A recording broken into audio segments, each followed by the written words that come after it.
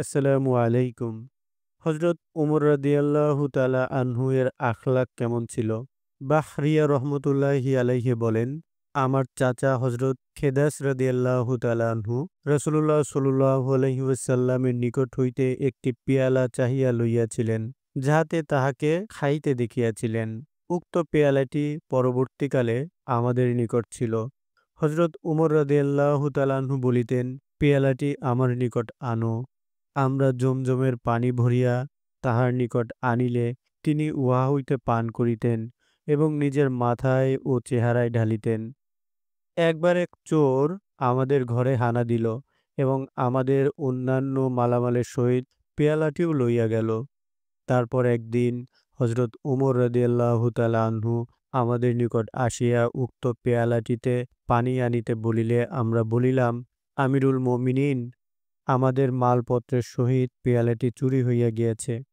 তিনি শুনিয়া বলিলেন, চোর তো বড় বুদ্ধিমান, রাসূলুল্লাহ সাল্লাল্লাহু আলাইহি ওয়াসাল্লামের পেয়ালা চুরি করিয়া লইয়া গেল।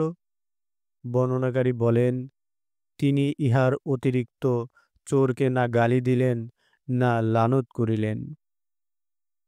হযরত আব্দুল্লাহ ইবনে আব্বাস রাদিয়াল্লাহু তাআলা আনহু হইতে বর্ণিত আছে যে, হযরত উয়াইনাহ ইবনে হিসন ইবনে বদর রাদিয়াল্লাহু তাআলা আনহু একবার তাহার আপন ভাতিজা হুর ইবনে কায়েস রাদিয়াল্লাহু তাআলা আনহু এর ঘরে মেহমান হইলেন। হুর ইবনে কায়েস রাদিয়াল্লাহু তাআলা আনহু হযরত উমর রাদিয়াল্লাহু তাআলা আনহু এর মজলিসে বিশিষ্ট ব্যক্তিবর্গের একজন ছিলেন। আর তাহার মজলিসে ও পরামর্শে যুবক বৃদ্ধ নির্বিশেষে একান্ত কোররা অর্থাৎ আলেমগণই শরিক হইতেন। অতএব হযরত উয়াইনাহ রাদিয়াল্লাহু তাআলা আনহু ভাতিজাকে বলিলেন, ভাতিজা, এই আমিরের নিকট তোমার তো বেশ খাতির আছে, তুমি আমার জন্য দেখা করিবার অনুমতি লও। তিনি তাহার জন্য অনুমতি চাহিলে অনুমতি দিলেন। উয়াইনা ভিতরে প্রবেশ করিয়াই বলিলেন, ওহে খাত্তাবের বেটা, তুমি না আমাদিগকে বেশি পরিমাণে দাও আর না আমাদের মধ্যে ইনসাফের সহিত ফয়সালা করো। হযরত উমর রাদিয়াল্লাহু তাআলা আনহু ইহা শুনিয়া এত রাগান্বিত হইলেন যে তাহাকে শাস্তি দিবার ইচ্ছা করিলেন। হুর ইবনে কায়েস রাদিয়াল্লাহু তাআলা আনহু তৎক্ষণাৎ কুরআনের একটি আয়াত তিলাওয়াত করিলেন।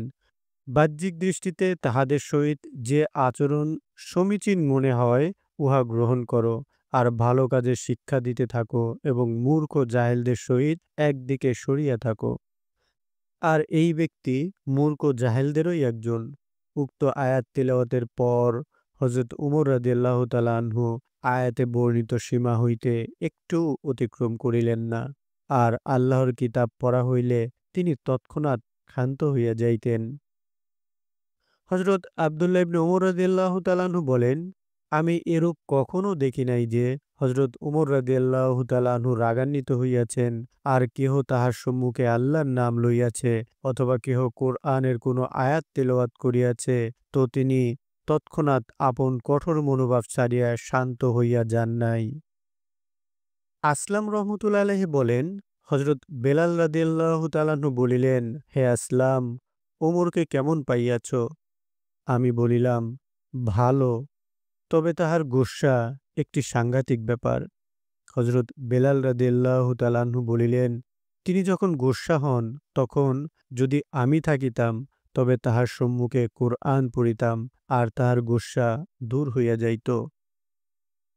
মালেকদার রহমতুল্লাহ আলাইহি বলেন, হযরত ওমর রাদিয়াল্লাহু তাআলা আনহু একদিন আমার উপর চিৎকার করিয়া উঠিলেন ও চাবুক উঠাইলেন। আমি বলিলাম, আমি আপনাকে আল্লাহর নাম স্মরণ করাইতেছি। তৎক্ষণাৎ তিনি চাবুক ফেলিয়া দিলেন এবং বলিলেন, তুমি আমাকে এক মহান সত্তার কথা স্মরণ করাইয়াছ।